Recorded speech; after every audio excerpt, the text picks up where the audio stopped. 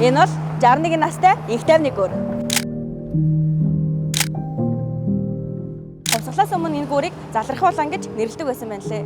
Гүрний зөвхөн гол хэсгээр нь богдхан зорчиж, харин хоёр талаар нь явган өмс зорчдог байсан гэсэн. Тэгэхээр богдхан зорчоогүй үед бол гүрний хоёр тал модон цагтаар хаалттай байсан байх нь. Богдханыг нас барсны дараа 1925 оноос хойш гүрийн гол хэсгийн модон цагтыг авч олон нийтийг чөлөөтэй зорчулдаг болсон байна.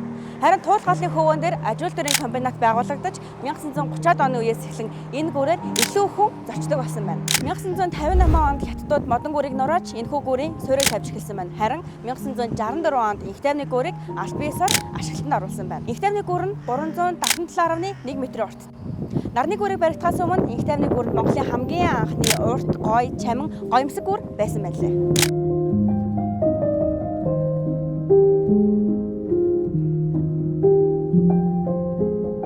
Бүгдээ өдөр бүр өнгөрч явдаг газар ийм төвхтэй. Улаанбаатарын төвх болонгийн дараагийн онцлог газрыг таамаглаж комент хэлдээгээрэй.